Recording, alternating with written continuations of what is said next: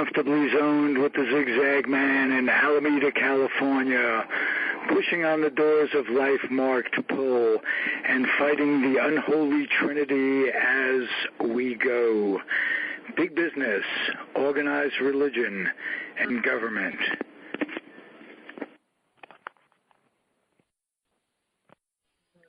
We are back. Giants baseball, past, present, future. I am Ralph Tyko with the Comfortably Zoned Radio Network, and the host of this show is the esteemed Michael Doza. How are you, sir? I think what you really mean to say is the steamed Michael Doza, but that's okay. Well, it's better than calling you the baked Michael Doza. That's absolutely true. That's absolutely true. And I guess my first question for you, Ralph, is did your oil last 8 days? Did my Bic last 8 days in this case? I have that's the only miracle I've got going these days. It was a wonderful holiday, Michael. Oh, boy, I can't tell you the cooking. We had a garnished hen. You can die from it. Did you have the jelly donuts? Had it all saved. Did I ever tell you the story? One of my favorite stories, Michael, is the old Jewish man is dying, and he's just on his final legs, and he comes to his son, and his son comes in. Is there anything I can do for you, Papa? He says, Son, before I die, all I want is some of Mom's apple strudel. And, Papa, I'll go get it for you. I'll go get it right now. And he comes back in a few minutes, and he says, did you bring me the apple strudel? And the kid says, I'm sorry, son. I'm sorry, Dad. Mom says that's for after the funeral. Well, at least we know it will be fresh still. It has to happen within a day. Right. That joke exemplifies how Jewish men relate to Jewish women and vice versa, and how pragmatic it all is. Sometimes you got to have food for after the funeral, and that's somewhat secondary on this, but it's the way it always was, the way it's always going to be. So, Michael, in the meantime, you always have that wonderful curse, may you be the rock on my tombstone. That's right. Michael, let's talk Giants. Speaking of coming back from the dead, they're starting. I think getting Longoria was the first of the dominoes. That things are going to start falling because there's rumors of getting a Jay Bruce, and that clogs up two positions. So we were just surmising, or at least I was off the air, that perhaps something else is in the offing. First I'd like to ask you, were you satisfied? To get, you have to give.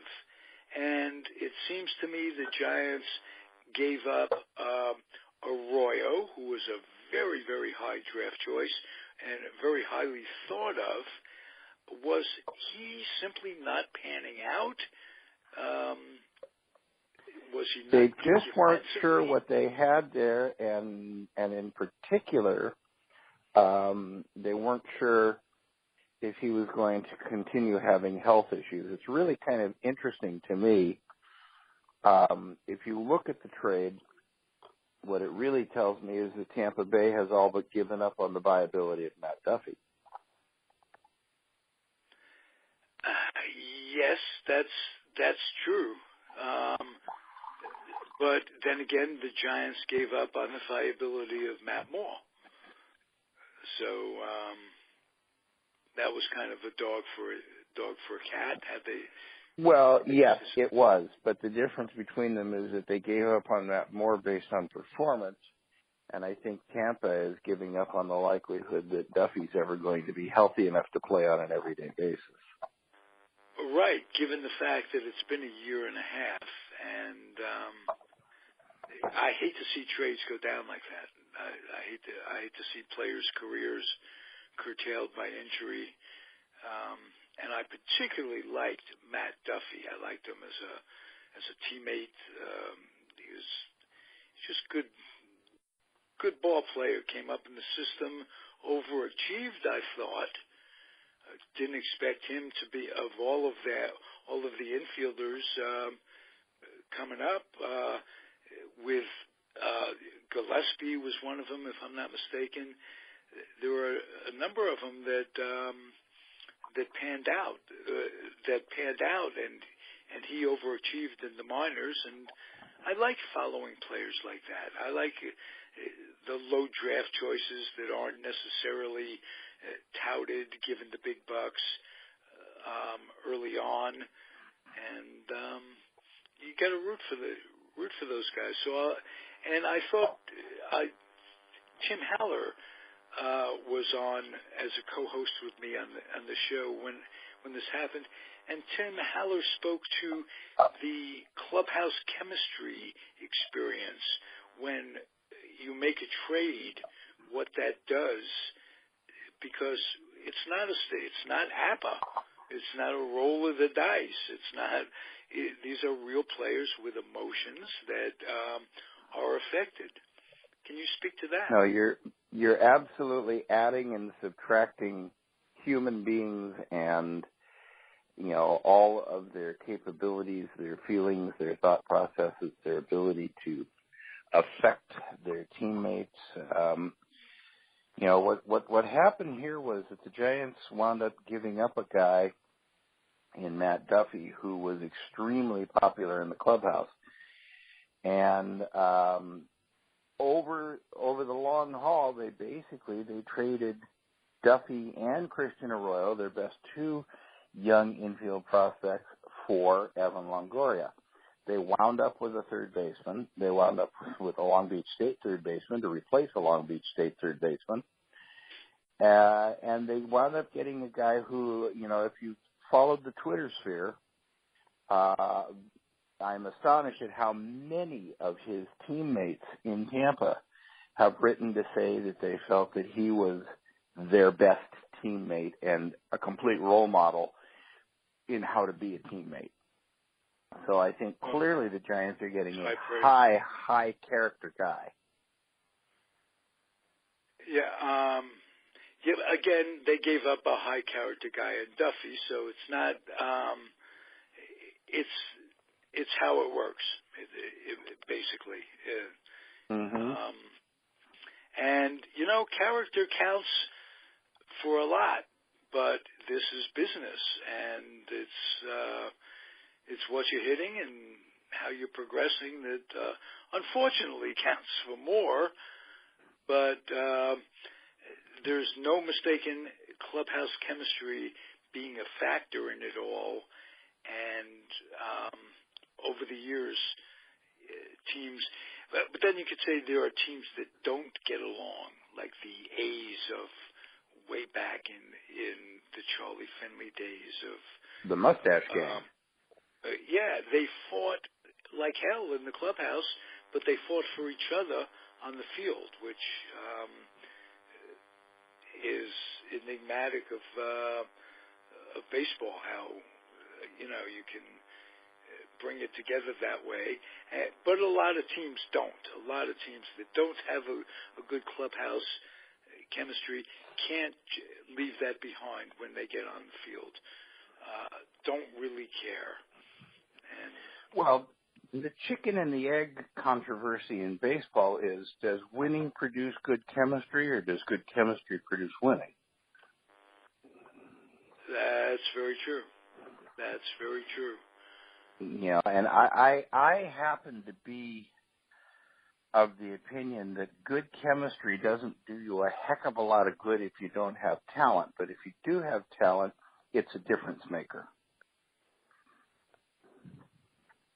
Good point. I mean, there's simply no substitute for being able to throw the ball past somebody to end the game.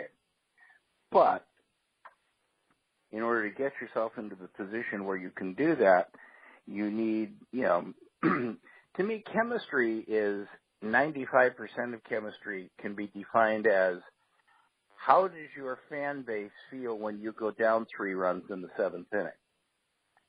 If it doesn't bother them, you probably have good chemistry because you've probably demonstrated that it doesn't bother you.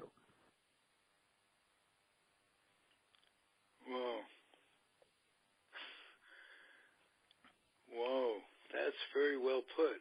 But on the other hand, if you do have a fan base that cares and that doesn't want to lose, you're going to transcend that. It's not so much cares and doesn't want to lose. It's if your fan base doesn't treat a 3-run negative in the 7th inning as the end of the world and get up and go home, it's because you've shown them that you're resilient and it doesn't bother you. You can come back from that, and even if you don't, you're probably going to put forth an effort that will make them not unhappy that they gave up that last hour of sleep.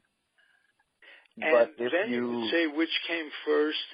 Does having a fan base that sticks with you make a difference to how you come back and how you feel? If they're cheering for you, even, you know what I'm saying? Yeah, I think Mr. Longoria has answered that question. He put out a tweet yesterday after the trade went down. He said, obviously, this is a difficult day for me. I've only known one organization. I've only known one city. I've only known one team. However, the second half of the tweet, he says, I am deeply grateful for the opportunity to play on grass and excited at the prospect of seeing people in the stands every night. Oh, yeah. He must be, of course. The Tampa Bay situation is so much like the A's situation. It almost mirrors it and has since Billy Beane has been around. Both have won once in all those years, and both are fighting for a ballpark that really and truthfully may not ever happen for either franchise.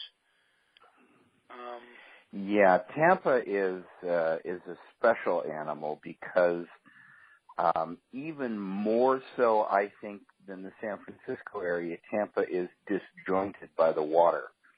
There's that incredibly long bridge that you go over to get to St. Petersburg. And putting the ballpark in St. Petersburg never seemed like a very good idea to me. Never. You've got the bulk of your economic engine in that area is in Tampa. St. Petersburg is more of I don't even want to call it a bedroom community. It's almost a retirement community. It's almost like Sun City in Florida. It's almost like Alameda off of Oakland. Is it? Could that be an analogy?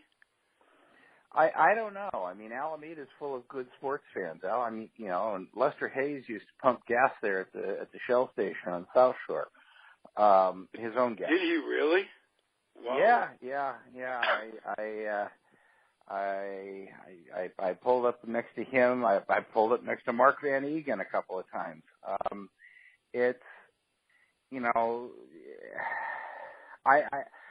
I don't know how to describe it.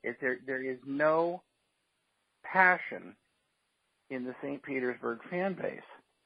There's, and I think that they would do better if they were in Tampa. They would certainly have more people to draw from. The problem, is if it's a 40-minute drive from Tampa to St. Petersburg to go to a game, and the game was starts. It that long? I didn't realize it was 40 minutes. I didn't realize it was a large bridge. It's a 45-minute drive for me to go from my house in Richmond to Oakland. There's just traffic. Well, there's traffic, that's true. and traffic in an area that has geographical constraints is always worse. There's no other way. There's no way around it. You have to stay on the congested roadway. So you plan a 40-minute drive from pretty much anywhere in Tampa to get to the ballpark in St. Petersburg, and the games start at 6:30 or 7 o'clock, because the local gentry are asleep by 9 o'clock. Right. So we're talking about the people that Jerry Seinfeld used to parody about, the early dinner hour had to come at 4:30 eventually because they couldn't stay awake till 6. Right. The early birds. Oh, my family retired, spent their last years of their lives under the Jerry Seinfeld situation. Just the condominiums and the likeness of it all, and the conformity and what have you. And that's the way it is. But I started to say, in St. Petersburg, you almost have to rebuild your fan base every 5 years. Well, you do. And the interesting thing is that Tampa has especially now with some of these additions, they've got a loaded farm system. I mean, they're going to be competitive even with that stacked Yankee team. They're going to be competitive probably in 2020 and maybe as early as 2019.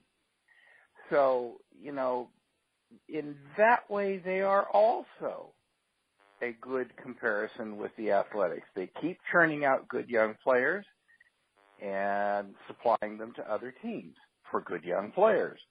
So they draft well, they scout well, they develop well. Yeah.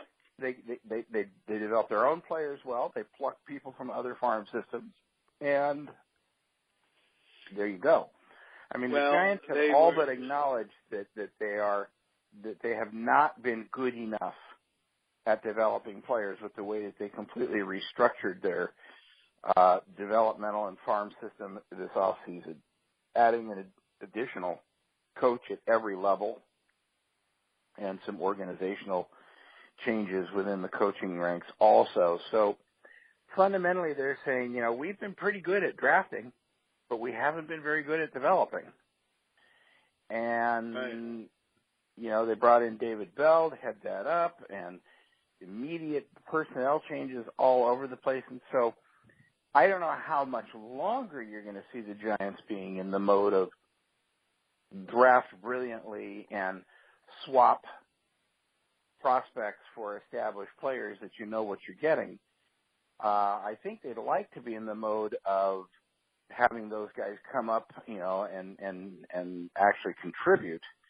However, for the time being, until that gets turned around, and that's going to take 2 or 3 years, this seems to be a reasonable way of going.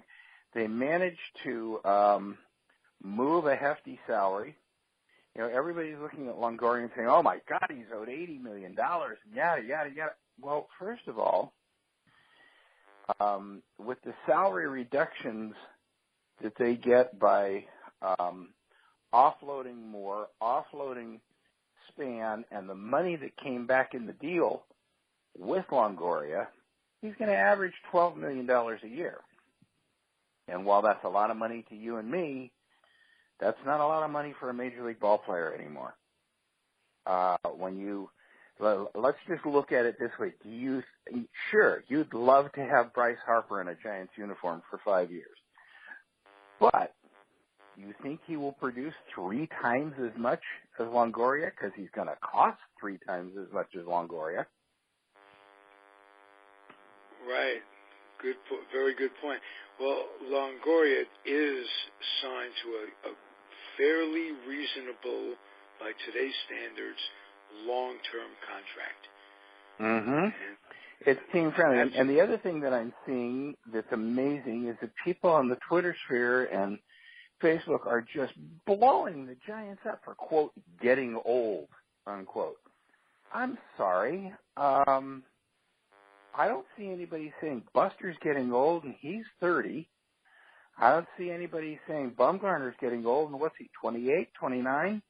But somehow Evan Longoria is old when he comes to the Giants at 31 and will be 32 to start the season.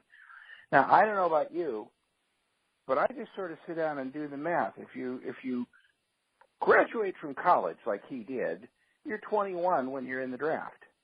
You get drafted.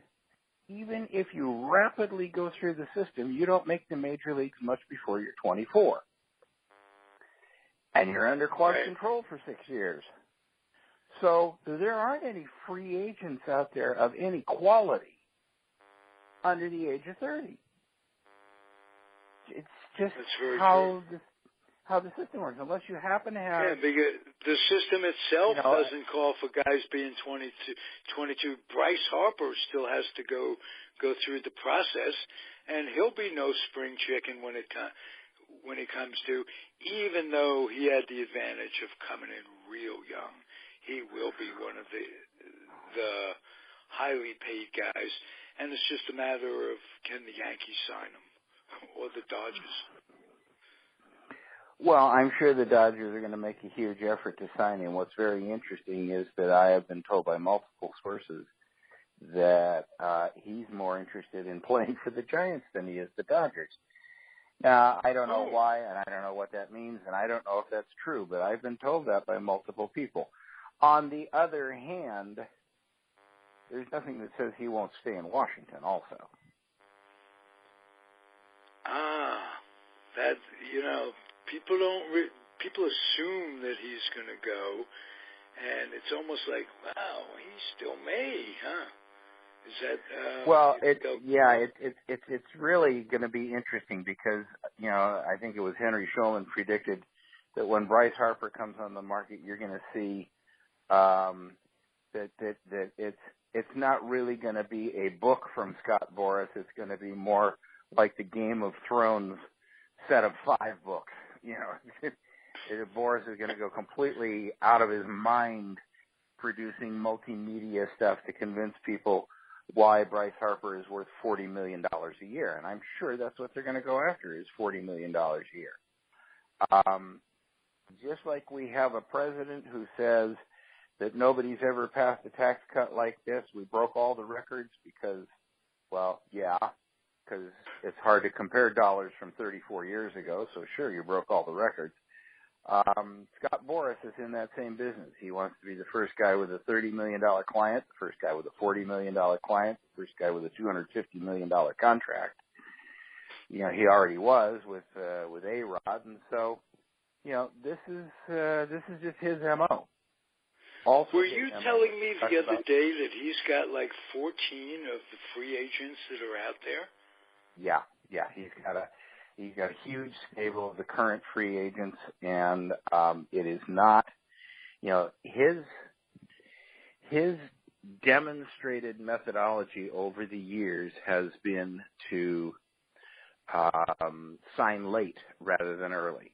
Now, there seem to be a number of teams this year whose methodology is to try to sign guys later rather than earlier because they think that players might get a little panicky and might sign for a little bit less if the offers don't roll in.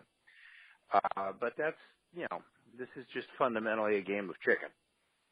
Right. And it's been played forever. Chess and, that's always been that way. I can remember the Yankees, when I was a kid, they were having, Vic Raschi was holding out. And this was Vic Raschi, for crying out loud. They were winning like 5 championships in a row. And George Weiss just trades him off to St. Louis as an example to the other players that don't mess with us. You're going to get a World Series check every year. Don't get over your skis. We're going to pay you what we pay you. And at that time, there was no negotiation because the players held the owners held the gavel. Now things have changed. The pendulum has swung a little bit, more than a little bit. And here you could add 3 or 4 decimal points to whatever you were talking about back then. Right. Well, and my favorite quote, my favorite interaction between player and front office to demonstrate what life was like before the abolition of the reserve clause is the great Ralph Kiner. Right. Coming off his, 58 home run season? With the Pirates, who were in last place. Yeah, goes into Branch Rickey to negotiate a contract, and he asks for considering the numbers we were just throwing around, $40 million a year, this is absolutely ludicrous. This isn't even tip money. He went in and asked for a $10,000 raise. And Rickey laughed at him, and he said, "No, we're not going to give you any more money this year, Ralph." And Kiner said, "Gee, Mr. Rickey, I just hit 58 home runs for you. You can't see your way. I mean, you don't see any value to that?" And Rickey looked him right in the eye and said, "Ralph, we finished last with you. We can sure as heck finish last without you." And you talk about owners having the gavel. And there was a book written not long ago, maybe 10 years ago, by the former commissioner Fay, and it was something like, "We play the game for nothing," and it talks about players like Robin Roberts, Bob Feller back in those days. No, they had to play the game for nothing.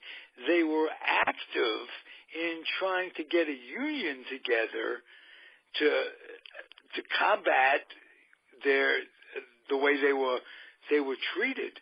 So it's not as if they tried to glamorize the way the owners had control. Like, oh, we're just in it for the old-fashioned, we want to win kind of thing. Yeah, we'll get paid when we get paid. No, they were active to get that union started even before Miller came into the picture. A lot of bloodshed, unions, reps being traded along the way. That was a big thing in baseball. If a guy was too good a clubhouse lawyer, quote unquote, then they just trade his ass, and that would be it. And they would keep it down, keep the players down. Is like feudal times. Let's put it that way. Well, if you just look at the terminology, if you look at the language, when you need help, where do you go? You go get a farmhand. Right. I mean, if that's not a terminology from the days of slavery, I'm not sure what is. No question. And even when they were making a little bit more money than the average Joe, quite a bit more money.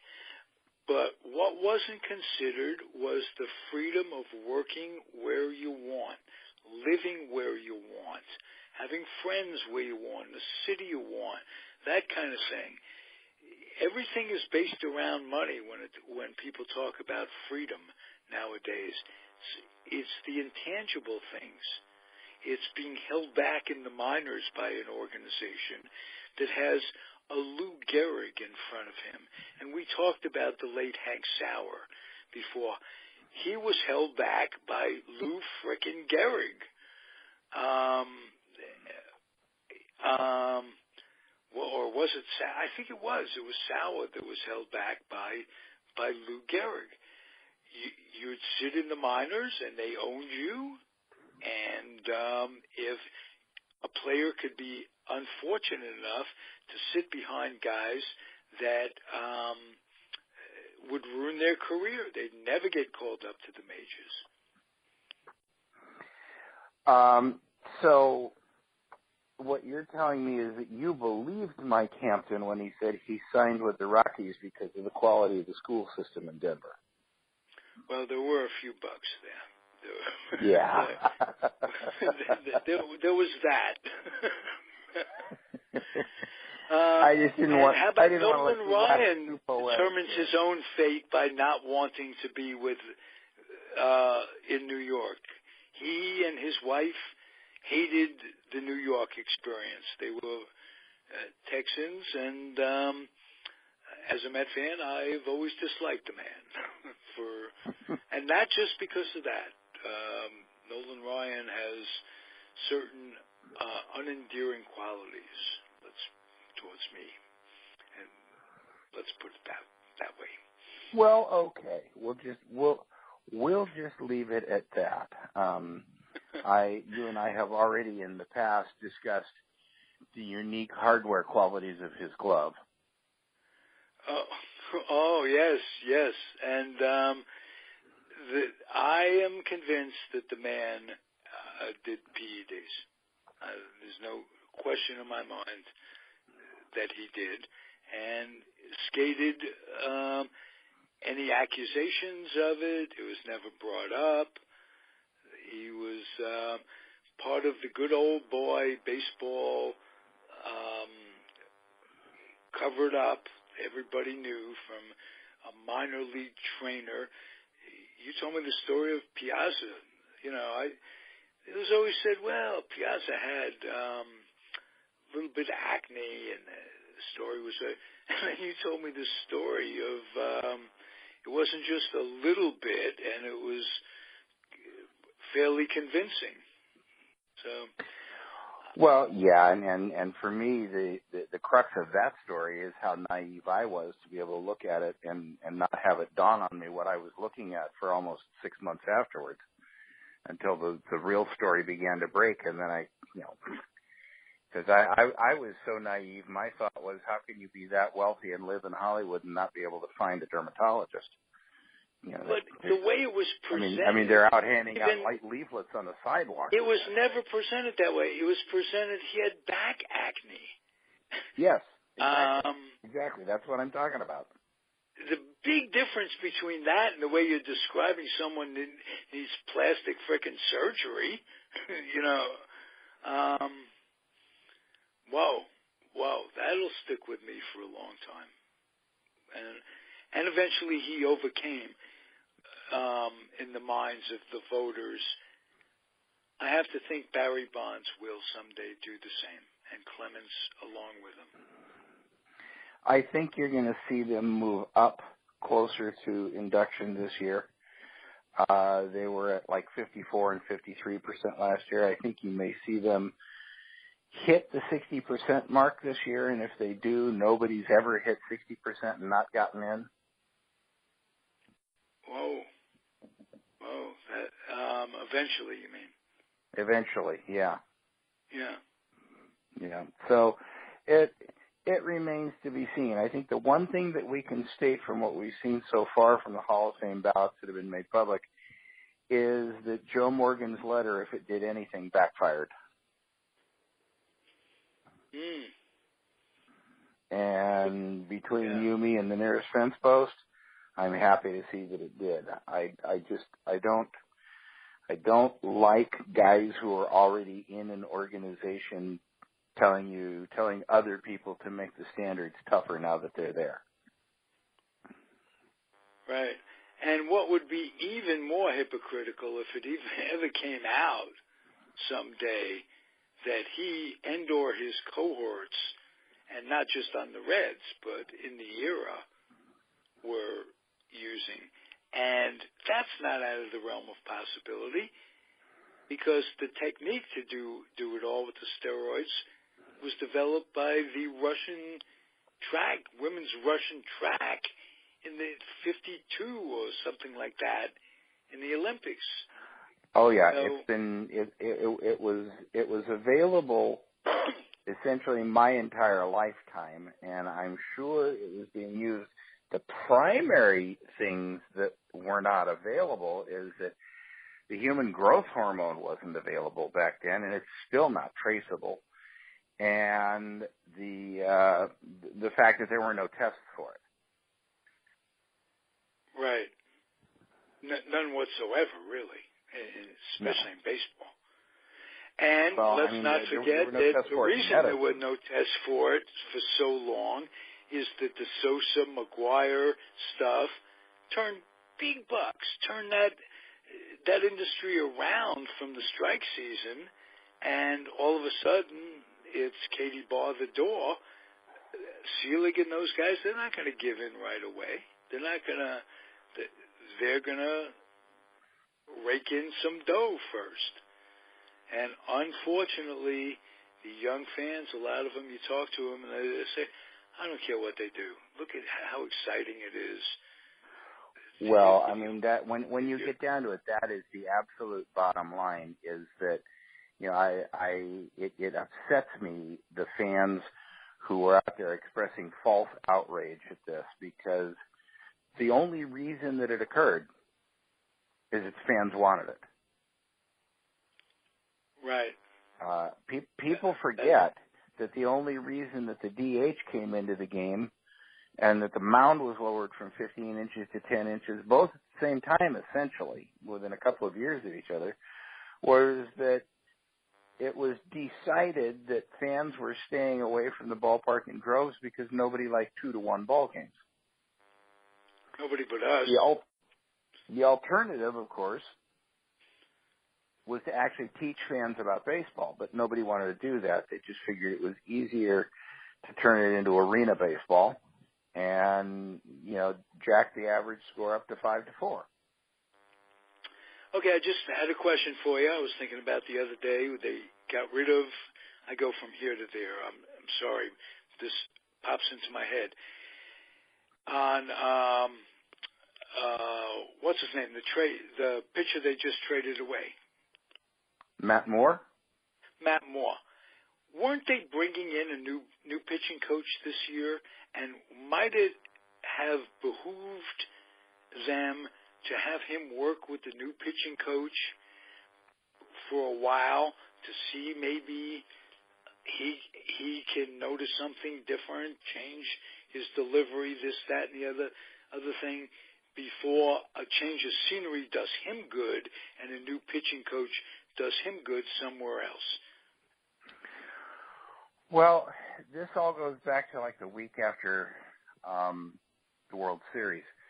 Remember, the Giants were heavily rumored to be looking at Chili Davis as their hitting coach, and they were going to be trying to get the pitching coach from Tampa Bay who had worked with Matt Moore. But both of those guys wound up going to Chicago.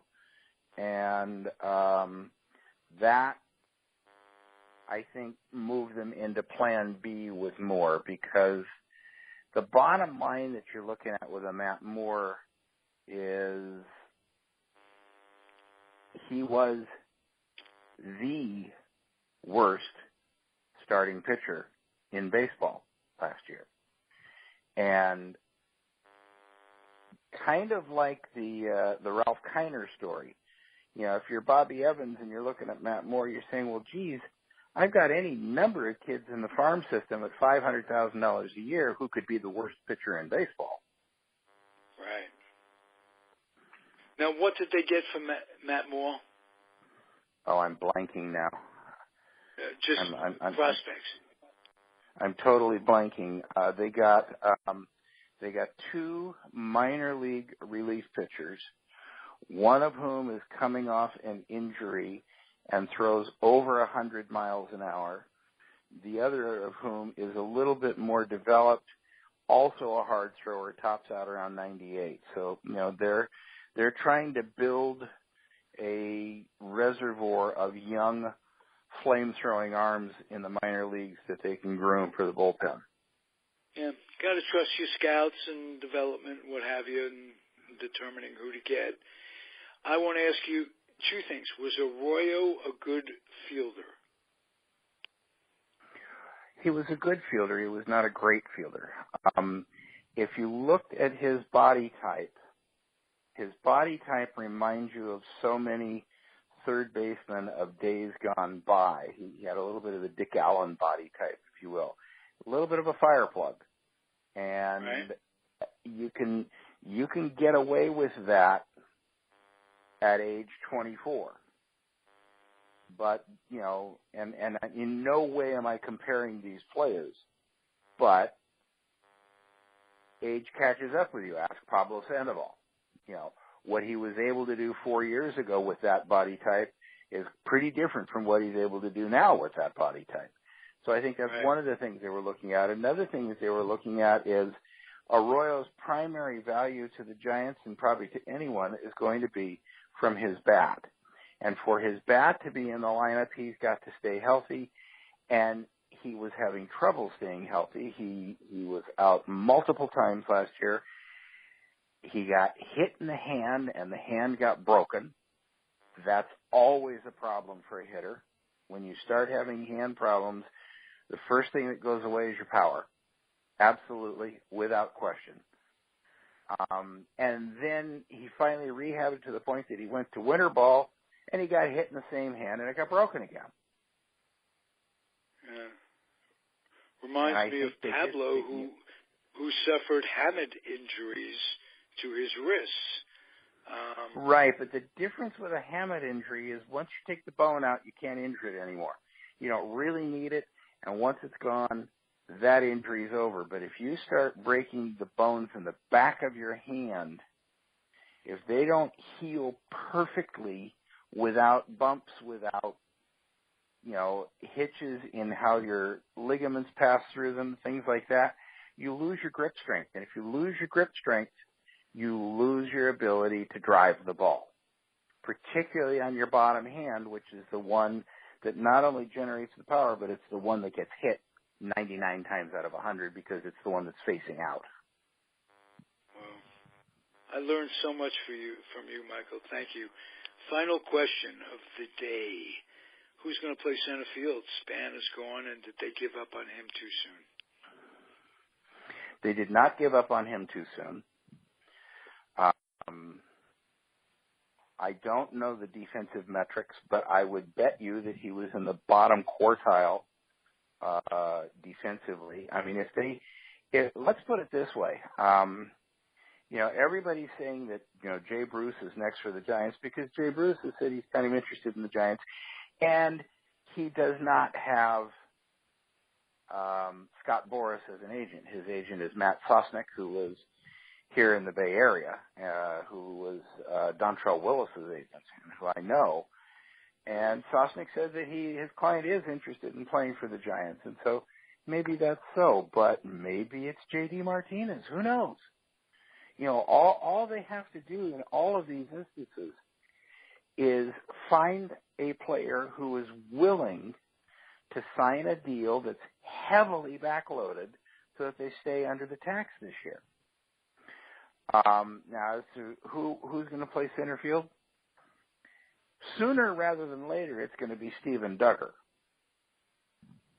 Okay. The question is whether one strategy that the Giants may employ that nobody's really thought about so far is, you know, if they can have, let's say, a Pence Parker platoon in left field and a Jay Bruce in right field, and Longoria and the rest of that team moves back towards the midpoint of the bell curve from where they were last year, they've got an 80 to 85 win team on their hands, regardless of who plays center field. So maybe you bring Duggar up and you'll let him. Well, you get some stopgap. You get some stopgap for a year or so. Well, that's been discussed, but if you surround Duggar with enough hitters and enough people who can play, you can sustain one rookie in your lineup for a year.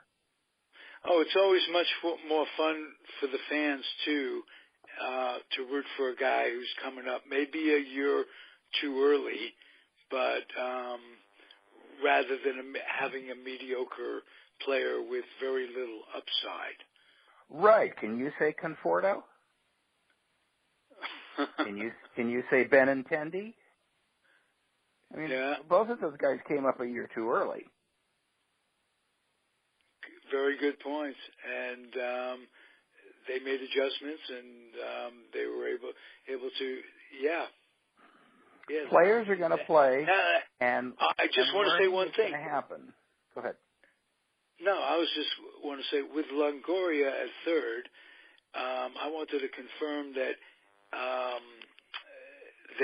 there's going to be an upgrade defensively from Arroyo, and you confirmed that because Longoria won a Golden Glove last year. So he won it last year. He won 3 in the last 5 years. Right. This is as good a defensive infield as, and we've had some great ones with Vizquel and what have you. But you know, you got Crawford, Panic, you got Belt. It's a terrific defensive infield. And that's the other thing that people aren't thinking about or talking about in the Longoria deal. Yes, they gave up Christian Arroyo, but they moved Span's contract, and they did not have to give up Panic. And I think that's crucial. I think that they may still be looking at one more deal, and it may not be Jay Bruce. They may be looking at trying to get somebody like Billy Hamilton. You've got a solid center fielder, certainly Gold Glove caliber, and a guy who can sit at the top of your lineup. You know, and it's just a question whether you think your new hitting coach can convince Hamilton to put the ball on the ground a little bit more and take a few more walks. You know, if he bumps his on base average by 15 points, that probably translates to 10 runs. Yeah. How about McCutchen? Is that still a possibility? It is, but it's a less likely one with Longoria in the fold for the simple reason, to me, that I just don't think that the dollars work. Okay. But that would be a guy. McCutchen only works. That would be a guy that could fill the gap with more than just a mediocre stopgap until Duggar. But the talk around baseball is that McCutchen significantly declined defensively last year. And if that significant decline was due to an injury or due to disinterest, that's one thing. But if it was due to a diminution of skills, that's going to increase, it's going to continue, if not accelerate. And, you could wind up with essentially Denard Span right-handed version. Right. So, and if it's disinterest, that's not a big plus sign. Even if he's playing on a team that he doesn't want to be in. I mean, just play all out. You're only here once. Well, all I'm doing here is being diligent in listing all the things that I can think it might have been. I am not in any way suggesting that I think that's what it was. I don't. Kutch has always been a good teammate. He's always been viewed as a really good guy. He's involved in the community. The other thing that everybody is refusing to take into consideration when they talk about all this body shuffling, everybody wants to move Hunter Pence. Hunter Pence has a 100% no trade clause in his contract.